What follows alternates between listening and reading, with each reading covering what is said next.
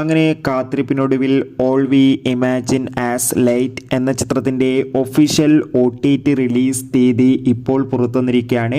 ആ ഒരു അപ്ഡേഷനാണ് ഇന്നൊരു വീഡിയോ ഭാഗത്ത്. വീഡിയോയിൽ മുൻപ് വീഡിയോ ലൈക്ക് ചെയ്യുക, ചാനൽ സബ്സ്ക്രൈബ് ചെയ്യുക. ഡിസംബർ മാസം ഇനിയും ധാരാളം ചിത്രങ്ങൾ അങ്ങോട്ട് OTT റിലീസ് ചെയ്യും.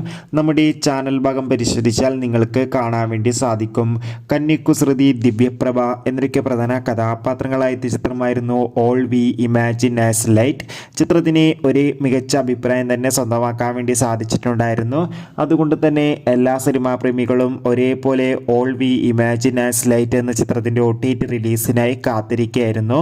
ഫൈനലി ചിത്രത്തിൻ്റെ OTT അവകാശങ്ങളൊക്കെ ഡിസ്നി പ്ലസ് ഹോട്ട്സ്റ്റാർ എന്ന OTT പ്ലാറ്റ്ഫോം സ്വന്തമാക്കിയെന്ന് ഒഫീഷ്യലായി കൺഫേം ആക്കിയിട്ടുണ്ട്. അങ്ങനെ കാത്തിരിപ്പിനൊടുവിൽ all we imagine as light എന്ന ചിത്രം ഈ വരുന്ന ജനുവരി 3 ഡിസ്നി പ്ലസ് ഹോട്ട്സ്റ്റാറിലൂടെ OTT റിലീസ് ചെയ്യും.